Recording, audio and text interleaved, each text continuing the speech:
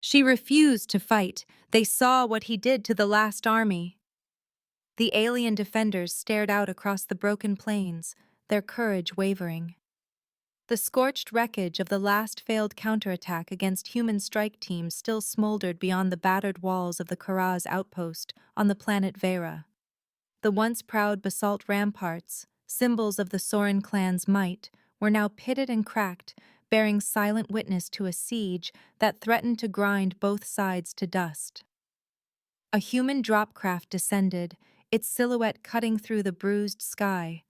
With a hiss, the ramp unfurled, venting sterilized air that swirled in pale plumes through the chemical haze.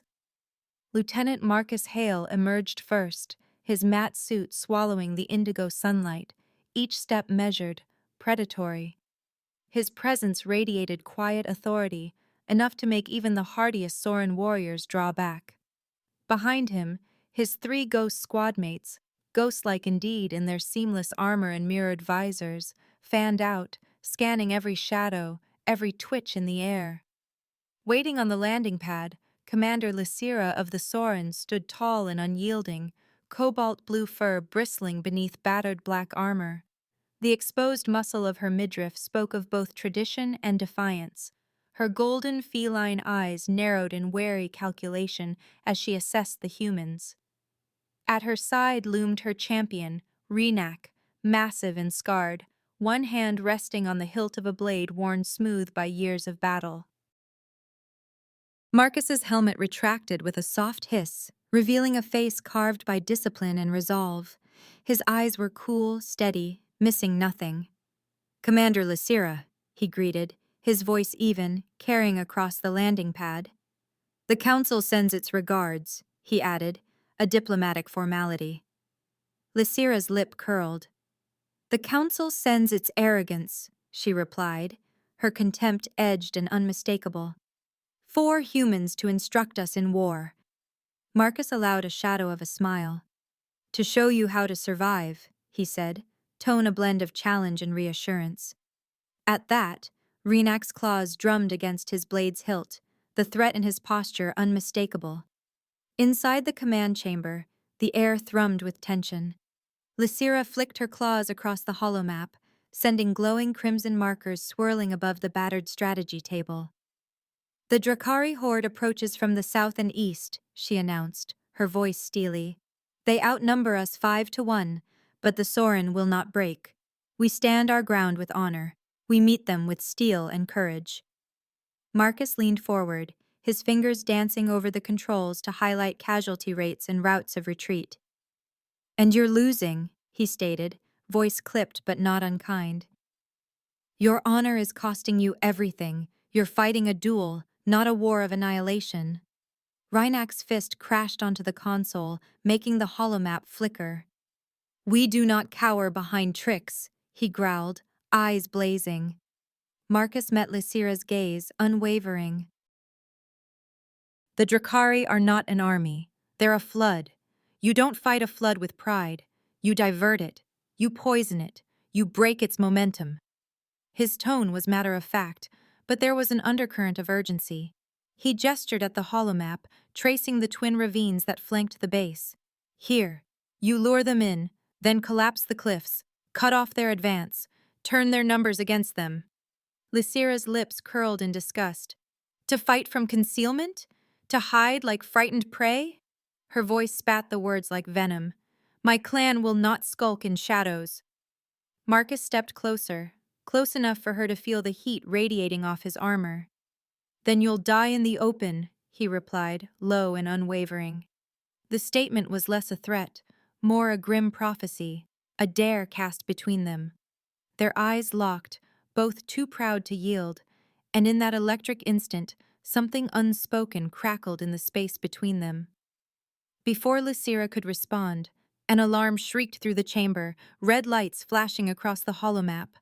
The Drakari were already pouring through the ravines, their insectoid forms a dark flood on the surveillance feeds. The Sorin defense lines buckled, warriors falling back beneath the tidal wave. Marcus watched the carnage unfolding on the screens, then turned to Lysira, voice quiet but edged with challenge. Your plan is failing, Commander. Lysira's claws dug furrows in the metal table, rage and humiliation wrestling across her face. Pride warred with the desperate need to save her people. "Give me 100 of your warriors," Marcus demanded, stepping forward, every line of his body taut with purpose. "I'll stop their flank and crush their advance." Renak's protest was a guttural snarl, but Lysira cut him off with a gesture, her decision forged in the fires of necessity. "Take your 100, she growled, the words torn from her pride. "Their fate is on your conscience, human." Marcus nodded once, then strode from the chamber, his ghost squad falling in behind him. The Sorin warriors he assembled eyed him with open skepticism, bristling at the idea of ceding command to an outsider. Still, they followed him into the narrow gorge that cut like a wound through the plain.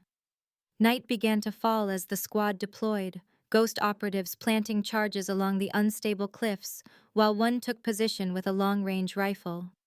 The Sorin shifted restlessly, unused to waiting, unused to the silence of anticipation.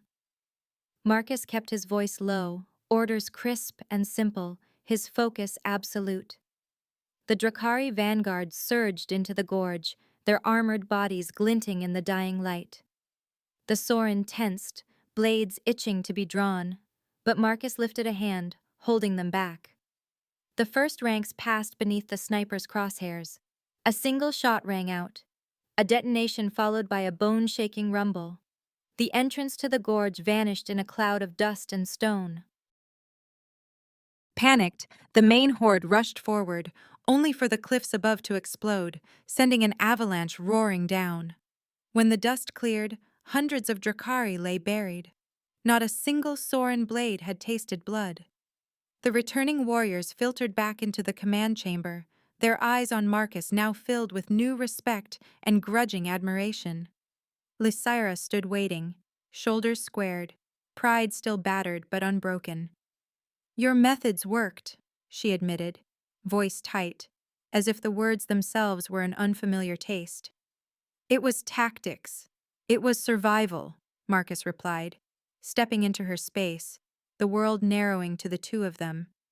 "It was without honor," she snapped, jabbing a clawed finger against his chest. "What good is honor to the dead?" he countered, refusing to yield. His hand rose, fingers brushing lightly against her jaw, the gesture both challenge and comfort.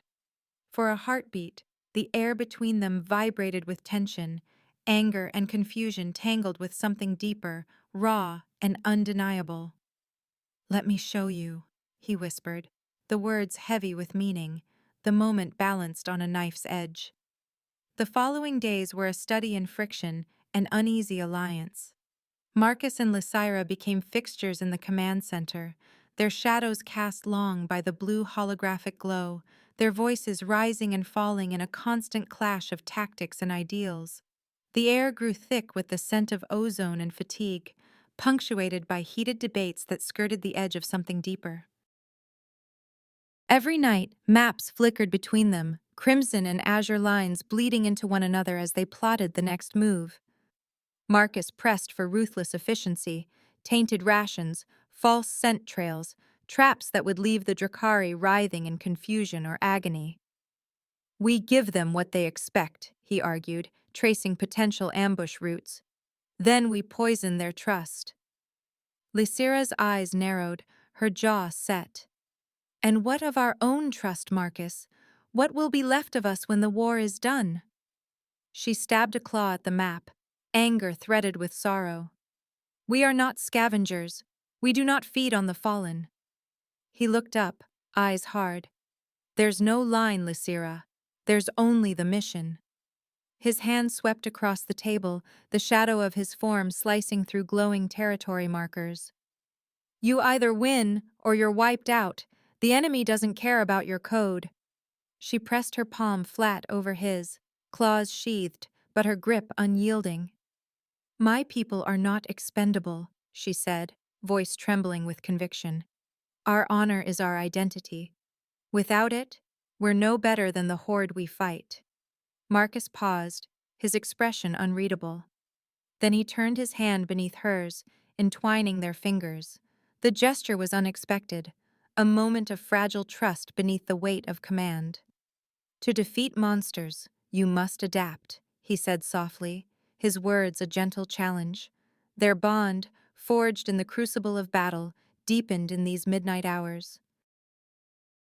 Arguments became dialogue, dialogue became partnership, and in that partnership burned the first embers of something neither dared name. Each strategy session lingered too long, each glance held a fraction too tight, intellect and emotion stoked by the ever-present threat that any night could be their last. But war never allowed for peace. The fragile rhythms shattered one cold dawn when 3 Drakari stalkers breached the command center. Alarms shrieked, lights flickered crimson, the doors buckled inward, and the creatures poured through, spindly, chitinous, their eyes burning with alien malice. Marcus reacted first. "Down!" he shouted, hurling Lysira behind a console as a glob of acid spat through the air, hissing where she'd stood moments before. He moved with lethal precision, drawing a knife in one hand, the other flicking a data cable from his wrist. The first stalker lunged. Marcus's cable snapped around its neck, severing it with a flash of energy.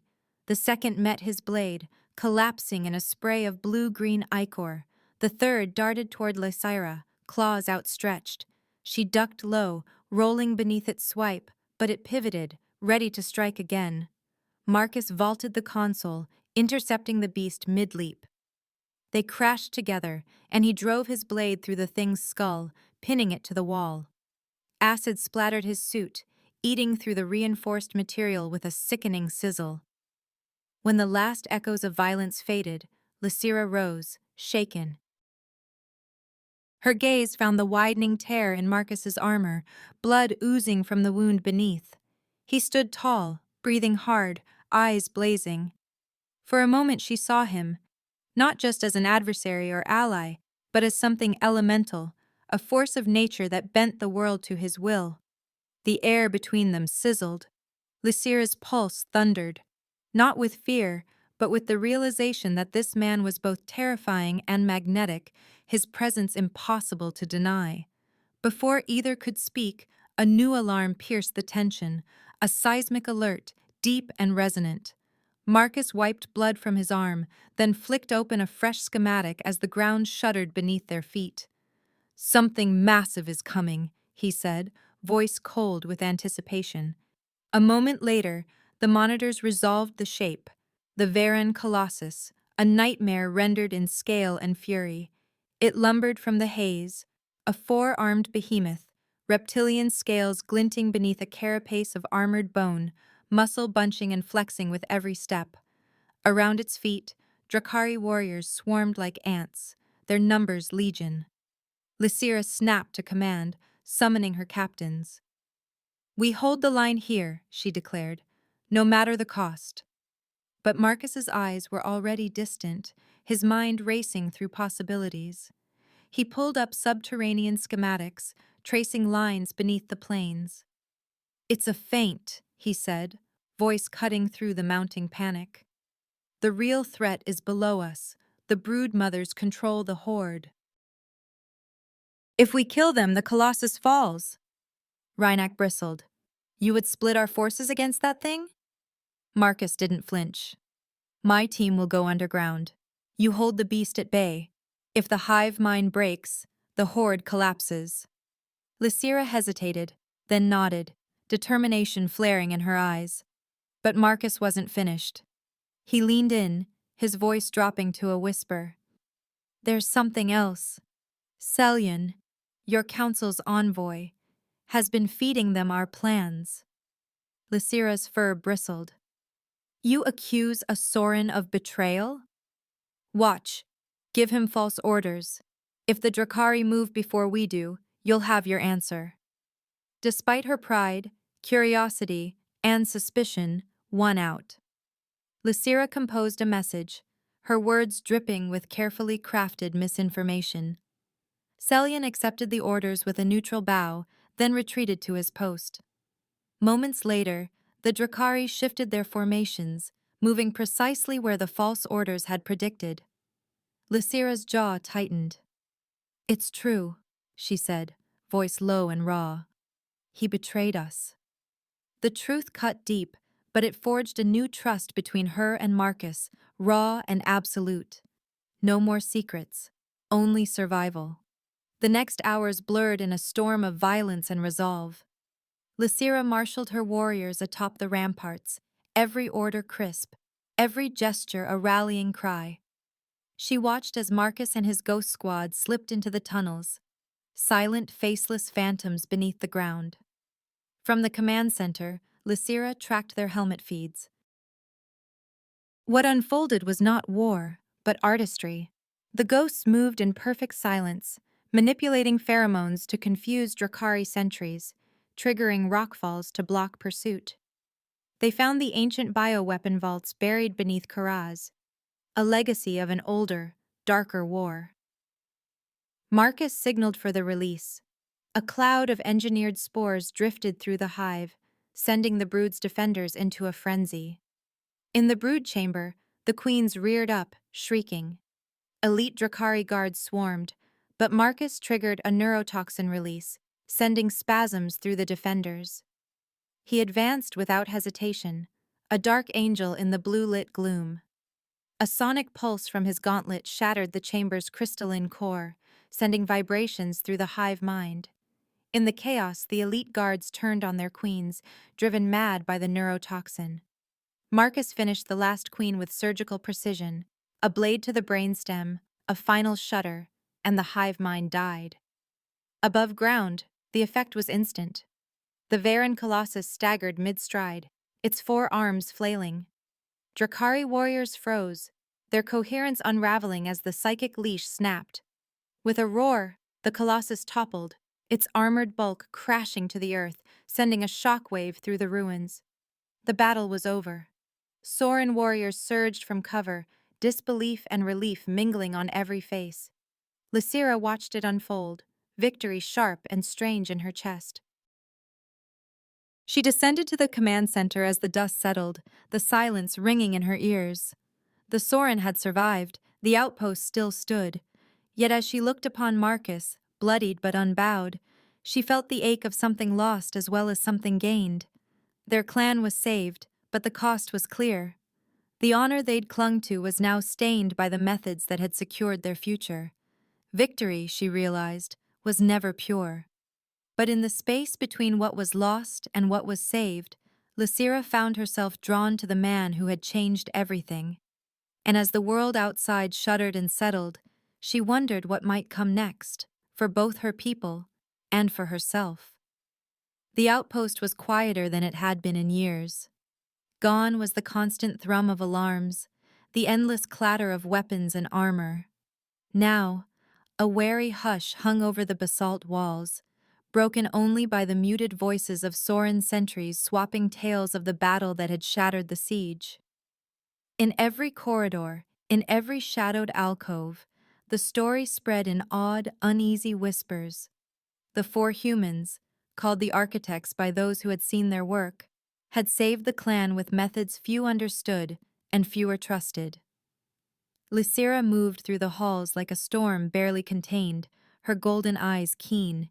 She ignored the stares, the sudden silences as she passed. She was looking for Marcus, her thoughts circling him as if drawn by gravity. After everything, the balance between them had changed. She had seen the darkness inside him, the ruthless edge, and found herself drawn to it. Not repelled, never that. Drawn. She found him in the armory, stripped to a black undershirt, sleeves pushed up to reveal forearms corded with muscle and scar. He sat on a bench, his rifle disassembled before him, each piece meticulously cleaned with the same cold focus he brought to battle. He didn't look up as she entered, but she saw the way his jaw tightened, the subtle pause in his movements. Lysira crossed the room, her footsteps ringing on the metal deck. "The Colossus is dead," she announced, voice flat but laden with meaning. "I saw," Marcus replied, not glancing her way. His hands never faltered as he ran a cloth along the barrel, movements methodical, almost meditative. "My clan owes you," she said, letting the words hang between them like a challenge. He slid a bolt back into place, finally meeting her gaze. Calm, unreadable, stormy depths tightly leashed. "Your clan is alive. That's what matters." She stepped closer, close enough to feel the heat radiating from him. The scent of gun oil and sweat mingled in the air, intimate and raw. For a moment she hesitated, searching his face for weakness or invitation, finding neither, only that same unwavering intensity. Her restraint snapped. With a sudden surge, she slammed him against the weapons locker, armor clattering. He didn't resist, just let out a low, startled breath, his hands finding her waist, fingers splaying against the soft fur at her hips. Thumbs stroked slow circles, a touch that was both possessive and reverent.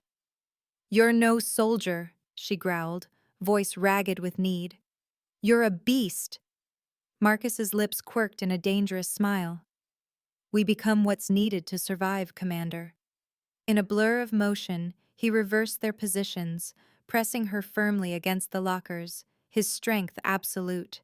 His body pressed into hers, solid and demanding. He dipped his head, lips brushing the edge of her ear, breath hot. "And you have no idea what I need right now." She shuddered, surrendering to the collision, power meeting power, dominance blurring into desire. They moved together in the armory's shadows, a fierce, tangled knot of passion, teeth and claws and hands seeking, taking, giving. It was not gentle. It was not tender.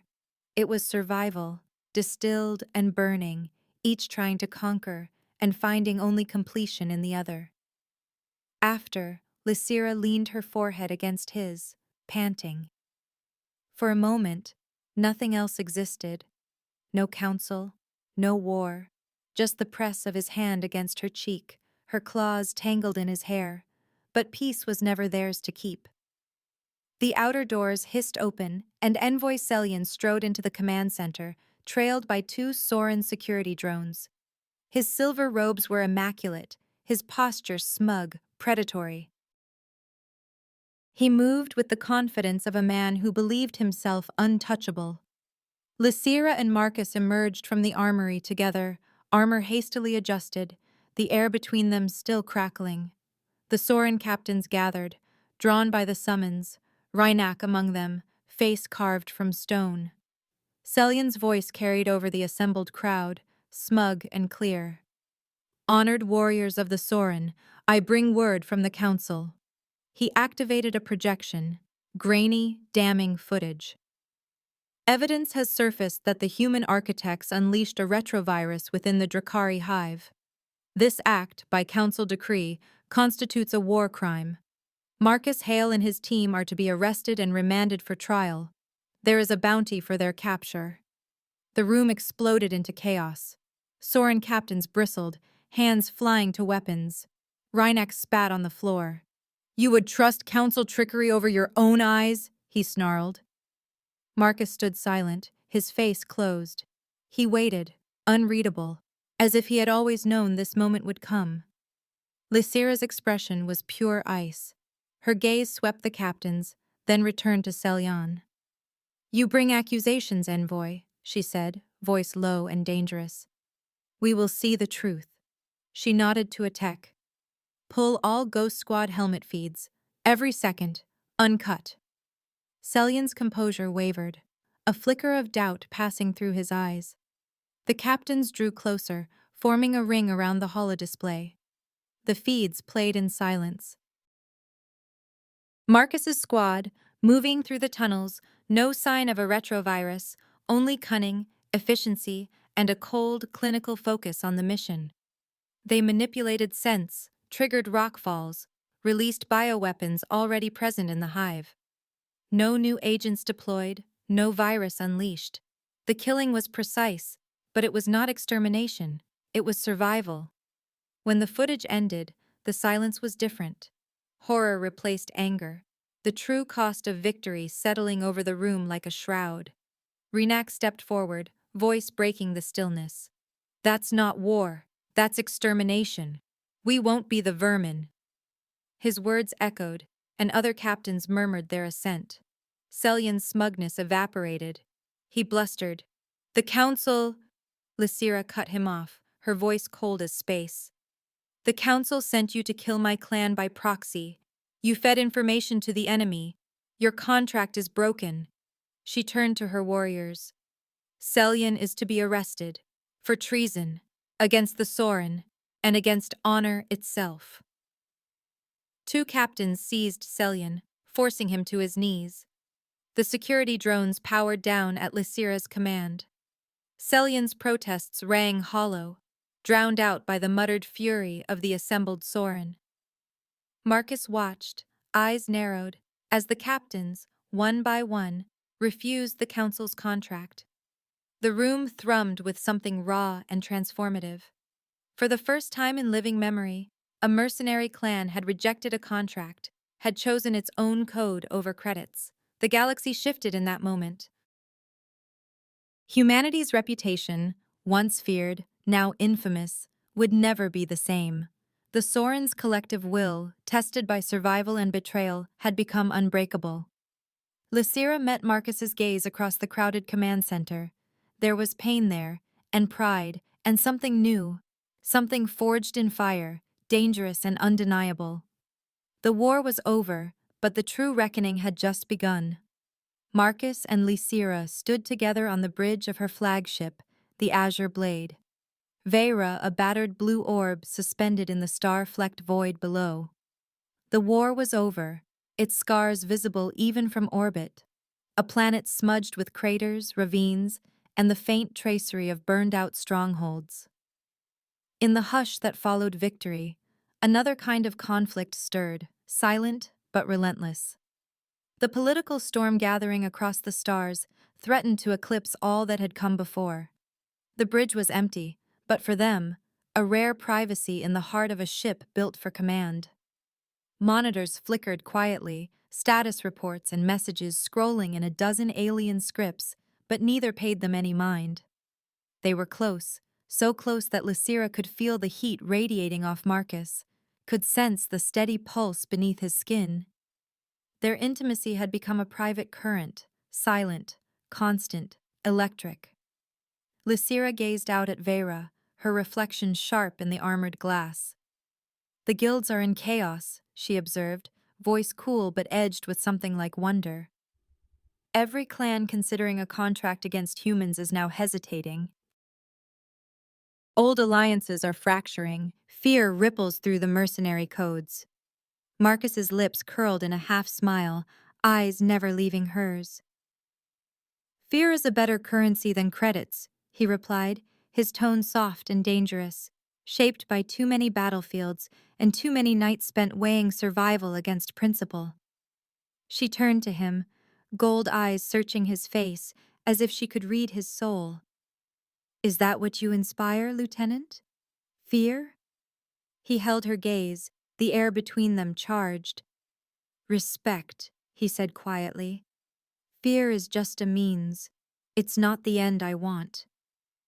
She considered this, the memory of his ruthlessness fresh in her mind, the way he'd broken the Drakari horde, the way he'd risked everything for victory, and then for her. He was more than a weapon, more than the Council's blunt instrument. He was the storm and the calm after. Marcus reached out, fingers brushing along the line of her jaw, reverent and gentle. You've shown me that victory without honor is empty, he said, voice barely more than a whisper. She leaned into his touch, letting the moment linger. And you've shown me that honor without victory is extinction. Her hand rose to cover his, claws sheathed, a gesture of trust and unity. Together, they turned to face the stars. The galaxy stretched before them, her honor, his cunning, an alliance forged in blood and sealed in trust. They were something new, something neither tradition nor doctrine could define. Marcus bent his head, lips brushing hers in a kiss that was not hungry, but full of promise. A silent vow for future struggles, side by side, as equals. The bridge was their world for a heartbeat, the war a memory, the storm behind them. 6 months later, the galaxy remained unsettled. Old wounds festered, new tensions rose, but on Meridian Station, the ancient hub where all powers gathered, the future was being forged anew. The grand convocation filled the station's great halls, envoys, warlords, syndicate leaders, and spies mingling in a tense ballet of power and suspicion. Marcus and Lysira entered together, stride matched, their presence a shockwave that rippled through the crowd. The room parted for them, wary eyes tracking every movement. She was resplendent in ceremonial armor, black and cobalt trimmed with silver, her blue hair braided and crowned with the Sorin sigil. At her side, Marcus moved with the grace of a predator, matte black suit sculpted to his frame, every line radiating quiet threat. Renak lumbered behind them, scarred and broad, a living reminder of all they had survived. His deep voice rumbled as he scanned the gathering. "They see a queen with a dragon," he murmured, amused and a little awed. Lysira's lips curled in a sly smile. "Let them watch. They have never seen anything like us before."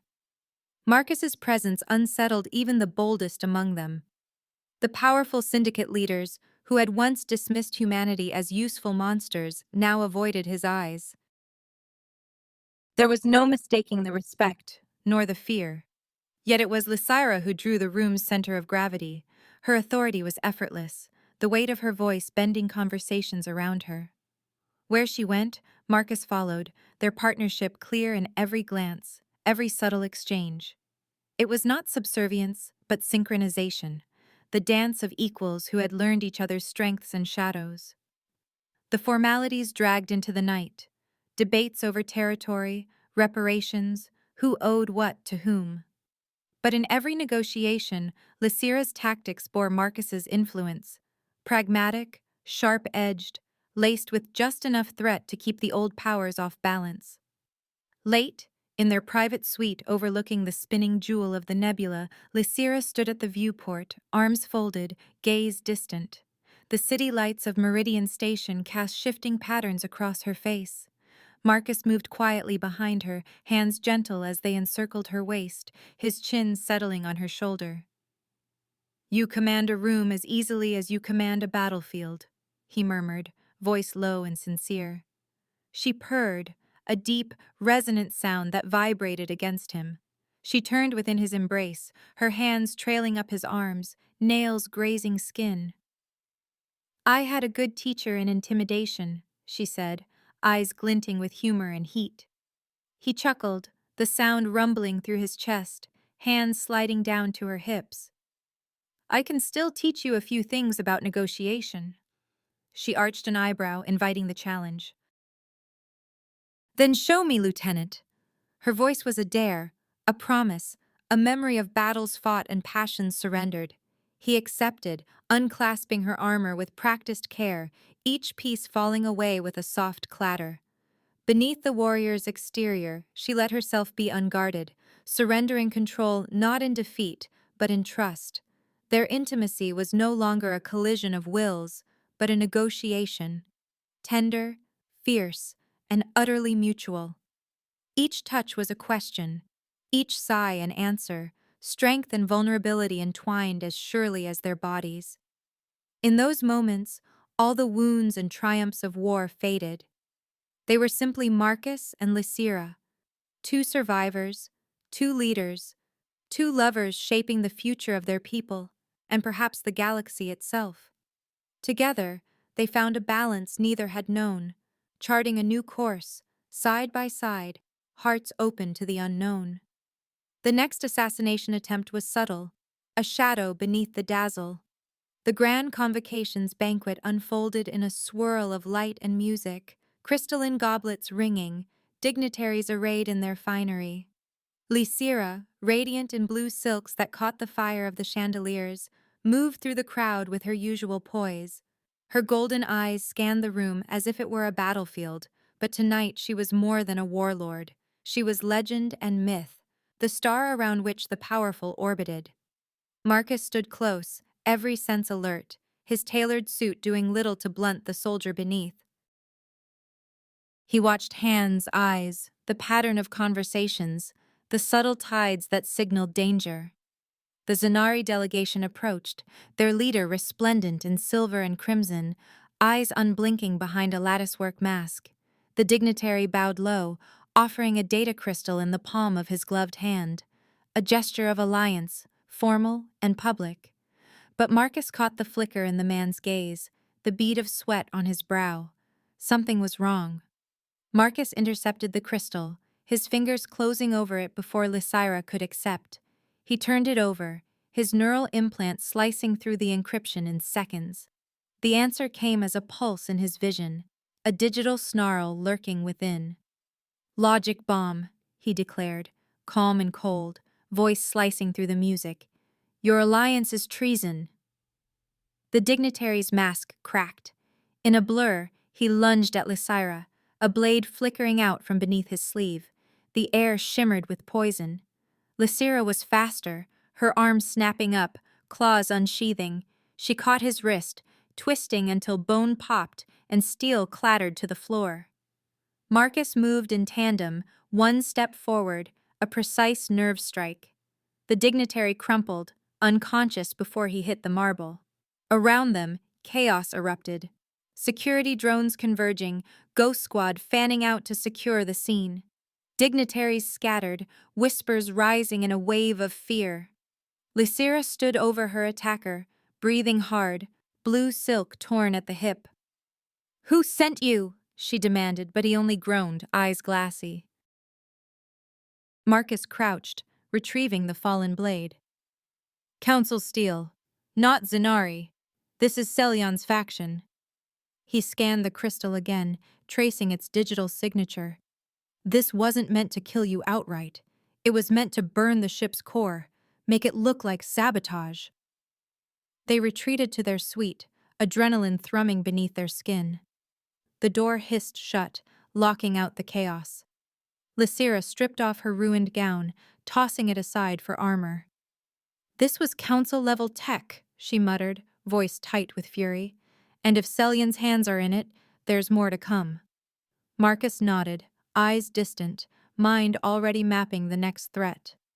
"A second team, I'll wager, targeting the transport hub. They want to frame this as an internal feud, make you look vulnerable, divided." "They didn't account for you," Lysira replied, fastening her breastplate, her gaze fierce. "They never do," Marcus answered, fingers flying over his wrist display. With a few deft strokes, he sliced through Meridian Station's security protocols, accessing hidden channels. Lines of encrypted comms spilled across the screen. Bursts of coded chatter, times and locations cross-referenced with the banquet's guest list. "We're not looking at a single hit. This is a web. Council, corporate, maybe even rival clans. If we catch them alive, we hold leverage. If not, we start a war nobody wins." Lysira grinned, predator and partner both. "Then let's hunt." They moved through the station like ghosts. At the bustling transport hub, travelers surged beneath soaring arches of glass and steel, oblivious to the threads of conspiracy running beneath their feet. Lysira strode into the heart of it, armor gleaming, drawing eyes and whispers. She was bait, and she knew it. 3 figures in the crowd moved with too much purpose, their stances too alert. Assassins, disguised as station engineers, tracking her every step. Overhead, Marcus slipped unseen through maintenance access, Ghost Squad patching into his optics. He counted the snipers, 2 above, 1 on the far catwalk, rifles trained on Lysira's path. "Snipers at 2 and 10, third by the reactor hatch," he murmured, subvocalizing. "On my mark." The assassins closed in, their formation tightening as Lysira approached the security checkpoint. Passers-by drifted away, sensing the violence coiled beneath the calm. Marcus's shot was silent, an electro dart from the shadows. The first sniper went limp, sliding behind a ventilation panel. The second reached for his weapon but never made it, Marcus's knife flashing in the dark. On the ground, Lysira paused, tilting her head just so. "Lights out," Marcus ordered. The hub plunged into darkness. Emergency strobes flickered, casting the scene in red and silver. In the chaos, the three assassins made their move. Lysira spun, sidestepping a blade, claws raking down an attacker's forearm. She slammed the second into a bulkhead, her knee shattering his visor. The third tried to flee, but Marcus dropped from above, pinning him with ruthless efficiency. The lights returned, security drones flooding the space. The attackers sprawled on the floor, weapons kicked away, hands cuffed behind their backs. Lysira wiped blood from her knuckles, eyes burning with triumph. The interrogation was swift. Under the threat of Ghost Squad and the Soren Champion's claws, the conspirators sang. Names spilled from their lips: council members, corporate fixers, even station administrators. Celyon's network was larger than they'd dreamed, a web of betrayal reaching across the stars. With each admission, Marcus and Lysira gained a weapon more potent than any gun: political leverage. Back in their suite, adrenaline still humming, Lysira faced Marcus in the dim light. She reached up, fingers tracing the sharp line of his jaw, lingering at the corner of his mouth. "They won't make that mistake again," she said, voice low and intimate. "No," Marcus agreed, a rare smile ghosting across his face. "Next time, they'll send better. It won't matter." She stepped closer, close enough to feel his breath, her armor cool against his chest. "We are a recognized power now. The clans will think twice before crossing us." She paused, her gaze fierce and open. "You have a new contract, Lieutenant. Unconditional." He searched her eyes, warmth lighting his features. "And the terms?" "My clan, my fleet, my life." Her voice was a vow, unwavering. "And you, Marcus, will be my architect. I will be your warlord." He sealed the promise with a kiss, slow and deliberate, a treaty not just of passion, but of empire. In the hush that followed, with the galaxy's eyes upon them and the web of power shifting at their feet, Marcus and Lysira stood united, a force no council could break. The convocation ended, but the ripples spread through the galaxy with unstoppable force. In every council chamber, every clandestine meeting, the new reality asserted itself. The Soren were no longer mere mercenaries. They were power incarnate, a clan transformed by victory and cemented by alliance. Their banner, once a symbol of hired blades, now cast a long shadow, and at its heart stood Lysira and Marcus, united, unbreakable, and watched by all. Delegates lingered in the great halls long after the last treaty was signed, their eyes drawn to the pair at the center of every conversation. Where once there had been dismissal or thinly veiled contempt, now there was fear and fascination in equal measure. Lysira's cobalt hair, braided and crowned with the Soren sigil, marked her as warlord, but it was the cool steel of Marcus at her side that unsettled even the most jaded observer. Together, they represented something new and unpredictable, a fusion of Soren honor and human cunning, a living question mark in the calculus of power. Rhynak stood watch behind them, a silent wall of scarred muscle and wisdom. No longer just a champion, he had become a symbol in his own right, steadfast, respected, unmovable. Where others blustered and maneuvered, he simply stood, his loyalty to Lysira and Marcus absolute, a fact as certain as gravity. In the rare moments away from the galaxy's gaze, Lysira and Marcus forged a new language. In the privacy of their quarters, with the door sealed and the weight of expectation left outside, they discovered a space untouched by politics or war, a space for trust, for passion, for ambition unmasked. Lysira shed her armor, allowing herself to be seen not as the warlord, but as the woman beneath, strong, vulnerable, fierce in a way no council could comprehend. Marcus, so often a fortress of calculation, let himself be unmade by her touch, revealing wounds and hopes he had buried deep. These were nights of shared laughter and whispered dreams, of debates that flared as bright as their desire. They strategized with the same intensity as they loved, each challenge sharpening the other. It was not a perfect peace. Their arguments could shake the walls, their ambitions sometimes at odds. But every disagreement was a prelude to deeper understanding, every clash a step toward the union they both craved. The legend of their partnership grew, spreading through the undercurrents of the galaxy, a warlord and her architect, a queen with a dragon's mind at her side. The stories exaggerated, of course, but the essence rang true. Their enemies watched, wary and uncertain, old alliances crumbling in their wake, new ones forming in the shadow of their ascendancy. Then, as if the universe itself refused to let power rest, another threat emerged. This time, the attempt was insidious, woven through layers of protocol and plausible deniability. A trusted courier delivered a sealed missive to Lysira, its contents encrypted with Sorin codes older than memory. Marcus scanned the file before she could open it, eyes narrowing as he traced the digital signature. A ghost from Cellion's faction, a poisoned algorithm meant to seize the flagship's command protocols. Without a word, he isolated the threat, eyes burning. "They never learn," he said, voice tight. "Each time they get closer, each time they fail." Lysira touched his arm, her gesture equal parts reassurance and solidarity. "Let them come. They strike at one, they face both." She pulled on her gloves, the old ritual now a symbol of shared defiance.